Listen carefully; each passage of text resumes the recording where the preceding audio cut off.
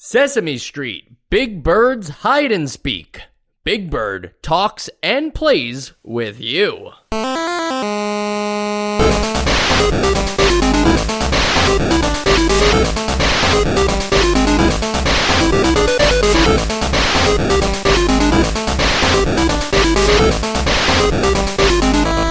And welcome to Nostalgia, a chronological exploration of every NES game released in North America. I'm Mike. I'm Sean. And I'm Joe. We're back. It's a sunny day. Everything's A-okay. And we're making our way back to Sesame Street. If you guys could just tell me how to get there. I don't know. Yeah, how? I've never considered that. I've always heard the song asking me to tell them how to get there, and I've never been able to. Yeah, they don't give the directions in the song, do they? Well, they don't want a lot of people going there and bugging the actors and everything. And Big Bird, he tries to live a private life. Actors. I mean, the real people. Yeah, Bird. Yeah, sorry, the Bird. The people really do live there. The Muppets go home. Oh, okay. I see. Where do they live? I don't know where they live. I think they live in like gigantic condos, like facing Central Park. Even Grover? Grover lives. Grover's homeless. Yeah, I don't know why I was gonna say Grover lives in Dover or like something stupid like that, but I'm glad that I didn't say that. Such a Grover's stupid joke. Grover's a stray. He wanders. What is Grover anyway? Is he's like human, right? Is that purple? He's a dog. He's a dog? Is he not? His name's Grover. I know, but are you sure though? Like, so he was a doesn't look president. like a dog. Yeah, he was a dog too. First dog president. That's what? true. He did have that dog in him. He's like an Or is Airbud Grover of just the like a 1800s. monster? I guess what we're all saying is there should be another NES game, Sesame Street Big Bird Teaches You Directions, where it's like, you learn about north, south, east, and west, and never eat soggy watermelons, and, that's how you find out how to get to Sesame Street. What was it about watermelon? That's how you remember north, east, south, west, like in that order. It's the acronym, never eat soggy watermelons, NESW. I've never needed that. Did you know that NES is in the compass? That's like a little bit of an Easter egg. Why'd they get rid of W? Because it's a JRPG. Yes. Okay. Not a WRPG. Yeah. We're striking I'm out really here. just flying by here. Yeah. Let me get into the game. This one comes after the other two, which taught us about the alphabet and the Canonically. numbers. Yeah. It's very important that you know the alphabet and the numbers before you try and speak to Big Bird, right? That's true. If you don't know any you of the do letters, need to know how are the you going to alphabet talk? before this game, so Right. that checks out. And so this game, I think, comes by the same people, High Tech Expressions and Rydell Software Productions. But more importantly, this is an officially licensed Sesame Street thing, and it is licensed by the Children's Television Workshop. So, like, Sesame Street actually has a role in, like, the educational part of this game, which you have to imagine is a big sell for parents if they're trusting kids to watch it on television and teach them that way. They're probably also trusting them to teach them at home rather than go to grade school, right? It's just like, all right, you're homeschooled now, boot up the NES and start playing Sesame Street Big Bird's Hide and Speak. And Big Bird is in the game, but more than just as a sprite, it features his digitized speech by the actual actor of Big Bird, Carol Spinney. I think it's Spinney. I'm going to go with that for the rest of the episode. And that seems like a big deal. And it is a lot of digitized speech, but I just want to set the record straight because Sesame Street is lying to us on the box of the game. But this is not the first, and we know this. It's not the first NES game with digitized speech. It's not the first, certainly, but is it the best? It has really clear visual speech. It has such a wide, like, it's so much more than everything we've heard before. Instead of just like in a sports game, whatever. Like, right, Tech Mobile had like exactly. first down, touchdown. Right. Yeah. But like, not only is it all very clear, but it's very clearly Big Bird's voice, and that's kind of impressive to me on the NES. Yeah, so maybe that is actually like the deal, though, right? Is that there's some voice acting behind it. Yeah, like that's what they didn't have the terminology back then for it. But what they mean by digitized speech is really like, they didn't just like teach a computer to, manipulate the synth wave or whatever to make the sounds. It was actual Carol Spinney saying these things and then recorded, because I believe, I have this somewhere down later in my notes, I believe that there's a special chip. It uses a speech chip, the VRC6, to actually have all that extra speech playback. Otherwise, you couldn't do this on just a normal NES cartridge. It also must have been so much data compared to everything else that the game is. Yeah. And the game is aimed squarely at preschoolers. It's an edutainment game. It's a memory game. Are memory games part of edutainment, or is this do you learn anything from that? I feel like you do. I don't. Yeah, really... it trains your brain in some way. Yeah, I think whether you're learning something correctly. One might think so. I mean, I guess if you're going towards a preschool market, then you can't really teach anything, and this is more so just make sure that they have object permanence. Right. And in the game, you play, I really as yourself, but I guess as a friend of Big Bird. You're visiting Big Bird, and you roll up to a house on Sesame Street, and you have to help him find Elmo, Ernie, the Count, Grover, who are in the. I guess it's what is that? Is that a co-op? Is that an apartment complex? That's the Sesame Street house, isn't it? Right, but I mean, do they all live there? Is it a boarding house? Do they all have their own bedrooms, or do they all have their own floors? How's that work? It's a tenement. Cool. You said that pretty definitively, so that's Sesame Street lore. Yeah. They live in a tenement. And there's no real story. It's just a set of increasingly tricky mini games designed to teach. Well, they do. I mean, okay, we'll get into that, but I think there's actually. This gets hard kind of fast for the audience it's aimed at, but it's really just teaching basic word recognition, the memory skills that I mentioned above with the memory games, and I guess also it's teaching listening skills, right? You're being told by Big Bird, find me, Ernie, and so you have to, also not only understand the later things where it's who had the word bat, but also who is Ernie.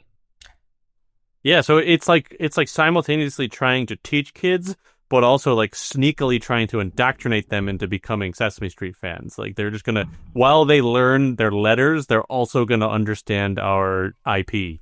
Very important distinction there, Joe, because you're right. There's no rolling opening credits where they're this is Ernie, this is Elmo, this is Bert. Right? Maybe not. Maybe not at the very beginning, but in the game they say, here's Ernie.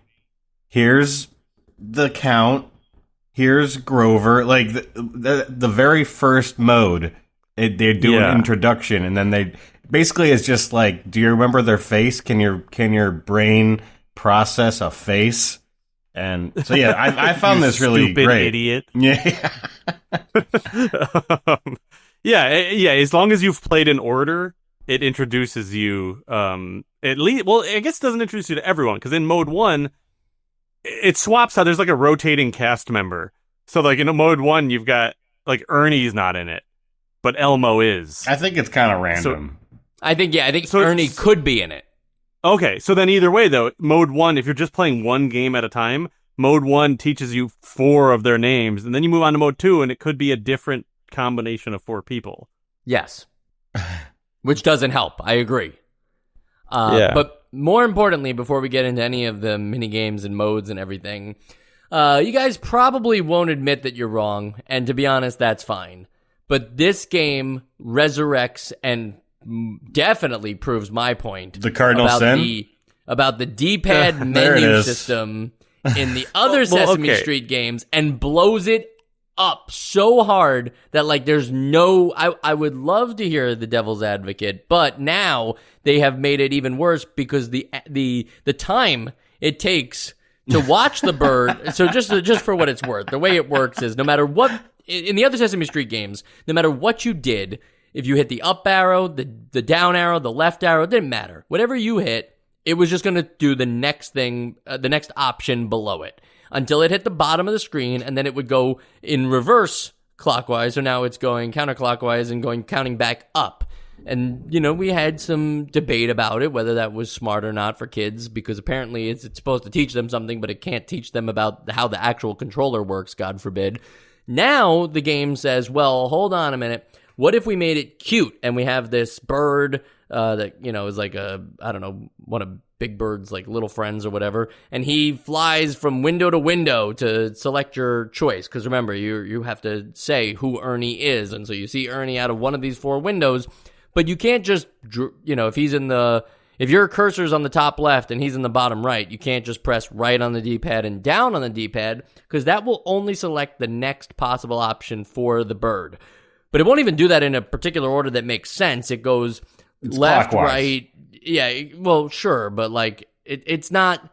I guess it really didn't matter at this point because they botched it so bad. But you have to watch the bird fly to the destination as you've selected your thing. So you are forced to wait at least a second, maybe more, between these options. And then if you don't want that one, it'd say that it's the 4th option. You must press the D-pad 4 times to get the bird to hit the correct screen.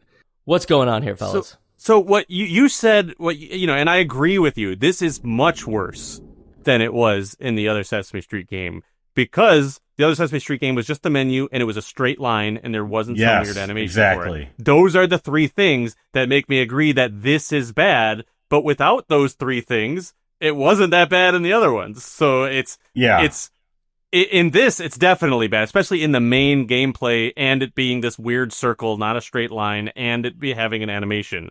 The other one, it was just completely like, it was unintrusive to me. It was just a thing that it doesn't bother me.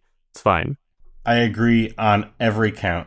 All right, and we're not talking about the other games, so we're not gonna open up that can of worms again. But you brought up the other you brought it up. We're not gonna talk about it. You wanted to relitigate it. I don't really want to do that, though, because I actually have a lot to say about Big Bird's hide and speak. Usually I would do that on a filler episode, sure, no problem. But we haven't even gotten into the 6 game modes, of which it's like, I guess the idea is that 1 is the potentially easiest mode and 6 would be the hardest. But they change it up. So it's mostly 1 is introducing a concept, and then the second one introduces like the memory element of that concept. So first you have to find the character that Big Bird names. And in mode 2, you have to find the character by memorizing where they were after Big Bird says their name. Or in the following 2 modes, you have to find the letter that Big Bird says. And then in the next stage, you have to find the letter by memorizing where the letter was after it disappears. Then you have to find the full word. So not just a letter, but an actual word, usually like bat, cat, easy words like that. And then obviously in the toughest iteration of that, you are once again just memorizing where they are before they vanish from the screen. I don't want to talk about the like individual modes first. I just want to talk about that concept of like, first you have the mode where it like the easy mode, right, where it says like, where's Ernie, and it shows you Ernie out of the 4 potential options. And then in the other mode, it says, where's Ernie? But you just see 4 closed windows, and you have to remember where Ernie was before the windows closed. What do we think about that? I think that basically, like, it's games like these that I really have to self-reflect about, like, what we do this podcast for. That we are actually playing a game meant for babies. And trying to have a conversation about it. And it's really hard to speak in an entertaining way about something this very basic. And yeah, I mean, I guess like to answer your question, I think it is it's a good like difficulty curve for a baby to go from just sick burn, recognize this face to like here are some letters to here's a time trial and spell as many 3-letter words as you can. Like, I think that if given the constraints of the game, like it seems to be a pretty good system. Yeah, I mean, I think it's also even tougher because none of us are parents. I feel like it'd be easier to review this game if we were parents, where it's like, oh yeah, I could see a parent in the 90s being, giving this to their kid and being like, oh, okay, this is going to teach you stuff. I feel like nowadays this is, obviously would be buried by the fact that everywhere you look, there's something that can do this, and there's probably a lot more like developmental data backing it all up. But exactly, because I think right now the just how educational this could be, like, I think it's dubious. That they really didn't know if this was going to be helpful or not to kids. Yeah, I think what they know is that it could work for kids, not necessarily teach them, but it could be played by kids, Yes.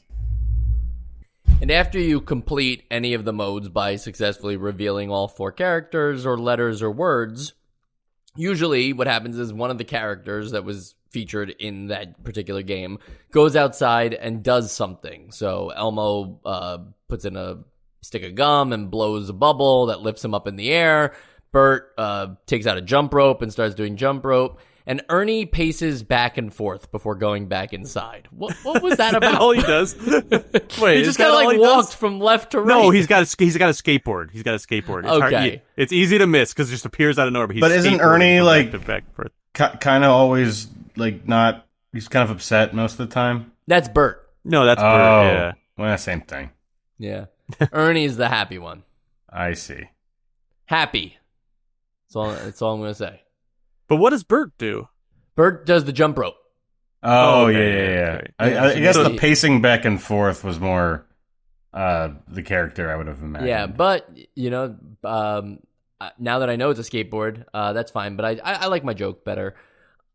Did you guys know that Elmo was like new at the time? Kind of like interesting to see him show up here. Is he's already popular, but like he was like a late '80s addition to the cast, where most of the cast is from the early '70s. So he looks a little different, right? He looks like a little lankier, taller. Yeah. Also, his thing, like blowing the bubble and floating up into the air, his is kind of like a little scarier than the others. He just starts like floating away, and then he falls banging into the walls on the whole way down. It's and then he just trots away with his lanky weird self. I think the weirdest part about all these is I from what I remember of the show, I just don't remember them being able to like walk around like support it, like, in a way that looks like they're supporting their own weight. Because they're puppets. Yeah, you're right. You never see like their feet. That's why they all look so weird. And it is a little disconcerting. You do see their feet if you go to Sesame Place, though.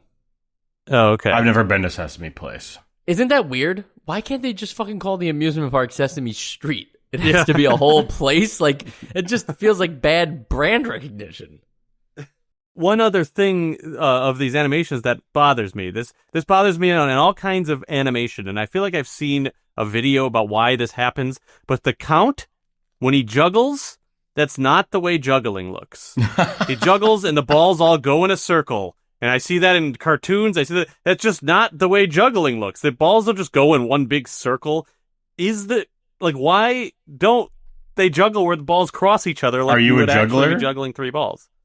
I can't. I mean, I have juggled because I feel like a professional juggler could make them go in a circle. But you can't go lower than your hands and have them still come up. Like, I don't know.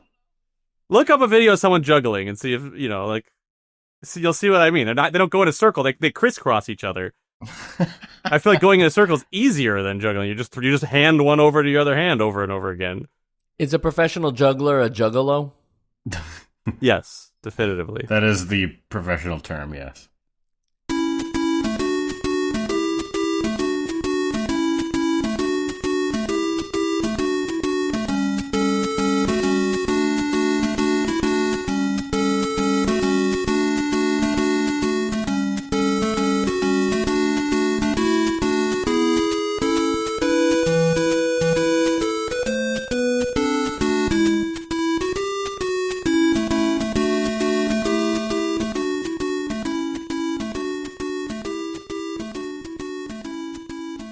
And while Sean debated whether Sesame Street's Big Bird Hide and Speak, which is a fantastic title, by the way, I don't want to blow by that. Hide and Speak is really cute. The hiding is only a part of one of the 6. though. 3 of the 6, really, if you think about it. The letters are hiding. The words are hiding. I mean, the words are hiding within the letters that you have in front of you at all times. So I don't know. Yeah. The letters are in front of you at all times? I played all of them, and I'm pretty sure the only ones that the window closes. Okay, maybe there's 2 where the windows close. And I thought it was every hide. other one, the windows close. No, because the last one, the windows are always open, and you're just trying to make a bunch of words. Oh, right. Yeah. The word, yeah, sorry. You're So right. hiding is maybe a third of the game.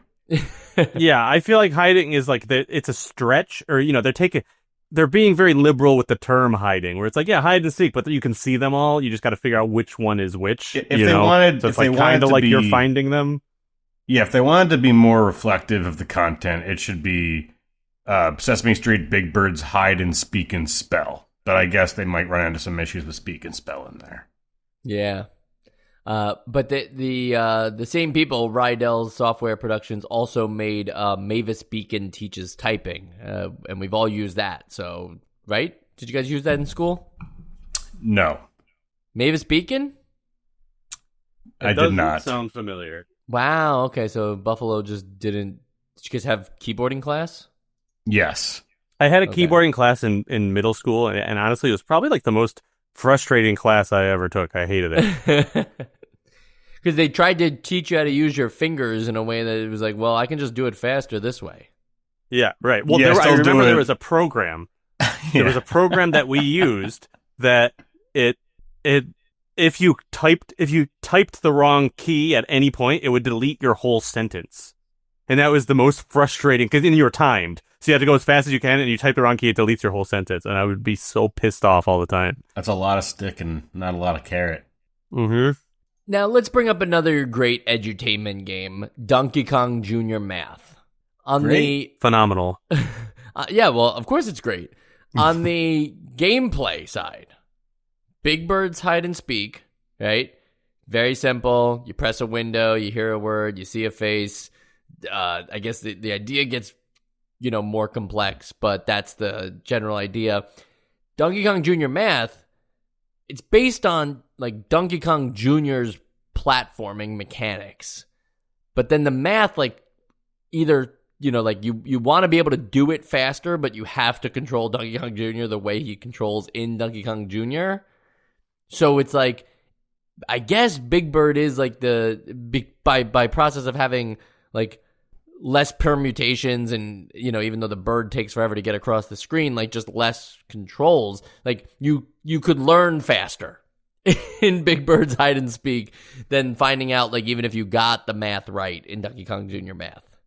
Yeah, I guess just to clarify, the little bird that is like sort of hanging out around the building is basically your cursor, and I think that especially and I keep going back to this 6th level, which is that time trial, like it actually kneecaps you because and going back also to the only being able to move in one direction.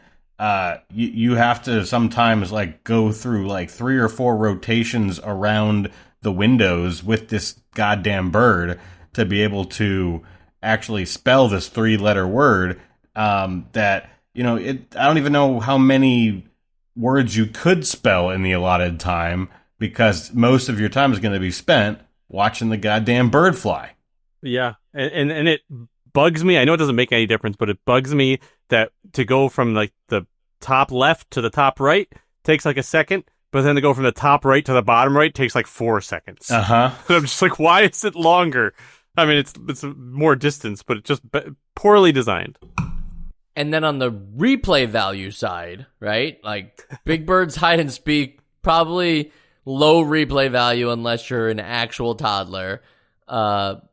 But like for Donkey Kong Jr. Math, it's also low, but maybe because it's also like just the time it takes to get into the game, like again being Donkey Kong Jr. It's like on the replay side, I guess everyone is the loser, but Big Bird like seems to know that it's a babysitting game and not really like an arcade hit. Like it's almost like if Pac-Man had like, this is the Pac-Man control and you got to move him around the maze, but you're just eating like the letters to spell things out that it want, like spell tent, and then you have to go collect the T, the E, the N, and the T in that order around the maze. It's like I'd rather just have the keyboard and press the T, E, and T buttons than be Pac-Man doing it. Yeah, I guess that's also part of it. Part of why I think a lot of these early edutainment games are more so just an excuse, like a PR campaign to say, like, see, this isn't just brain rot. Right, yeah. Well, for the record, when I play regular Pac-Man, I usually wish I just have a keyboard and I just hit the period like 140 times. Ah, yes. Just type in a high score. Yeah, yeah. So was this game genuinely like a good use of NES tech for edutainment, or is it a gimmick? It's so hard with these because it's like, and it's just so outside of what we're looking for. It's that we're obviously not the demographic in the sense that we're not toddlers or parents, and we're not in the 90s. I mean, I guess, I don't know. It depends on how well it's sold. I don't know. I don't think anyone's going to be like, this is amazing, but it's like, oh, is it a product that you bought for your kid and it worked in that sense? Then maybe. Yeah, I think that its stated intention is not fully honest, but it's the actual reason that a parent would maybe buy this, which is to distract a child while you do something else because it can say words and names. It probably did its job. Right. So does this count as a video game, or is it more like interactive flashcards? I think it's still a video game. I think it's a pretty wide... I think that it's a pretty big umbrella term. And obviously, more NES games would have benefited from the special chip, the VRC6. But like, could you think of one that, like, if it had digitized speech with voice acting, that would have been Metal Gear? Like, why not? Great answer, Sean. I think if you just had like a bunch of those chips like stacked on top of each other, like you could have done like some of the the long RPGs like with full voice acting a good like 20 years before that became really popular. Like that'd be pretty cool. And obviously this whole podcast uses the VRC6 chip to present any of the audio. Without that chip, you wouldn't be able to hear our voices right now. It's true. And you wouldn't be able to hear me say that it's time for the Essential Games List. I don't know where Big Bird's Hide and Speak even, like, I don't even know where it lands on the Sesame Street NES video games, which is interesting. But, like, I guess what I was laying down with the Donkey Kong Jr. math argument is just that, like, at least Big Bird's Hide and Speak isn't pretending to be an arcade game that adds extra steps to the learning, and it just makes it about learning, which is, like, to everybody's point here on the podcast, annoying for us to do an episode like this, but for the actual audience that it's intended for, at least at the time, do I think like this, like anybody like owes their education to Big Bird's Hide and Speak and like it helped them with something? No, probably not. But it at least set out like with like exactly what it wanted to do. It did it with minimal conflict other than the stupid bird cursor. But the bird cursor is completely unforgivable, so it's not essential. Joe? Yeah, I mean, I guess I'm going to lean towards that like rare not applicable vote that we put out there once in a while. I mean, if I did just vote it normally, yeah, definitely not essential. I do think we're giving it like too little credit. Like nobody learns anything from this game. I mean, it does it does let kids practice spelling and recognizing their letters and whatnot. So like spelling, that's still something. There's still like whether or not like they're actually like learning how to spell from this game, no. But like yeah, it's always helpful for a little kid to sit down and practice a few. Get 4 letters and they got to make a 3-letter word out of the 3 letters that match. Like I got to imagine that's a good exercise for a kid. But like that's really, I think that's the only part of this game that does something like that. The rest is only simpler, and I think it is largely just a distraction for kids, which nothing wrong with that. But yeah, this is just hard to vote on, other than the sense that like obviously this is not essential. So I'll stick with that. Sean? Yeah, I'm gonna keep on with the not applicable. And instead of explaining that in any kind of conclusion way, I'm just going to take this time to thank the listener for, I guess, leaving this on during this. I know that they're like, well, I don't know what you expected out of the Essential Games List vote for a game like this, but I hope you're like folding your laundry or being productive, because nothing of note was going to happen in this section. Well, we can come back into the normal sections where we just shoot the shit, and I'll let you know that there is one more NES Sesame Street game available to us, and it is Sesame Street Countdown. Wow. A DDR-like where you play as the Count. No.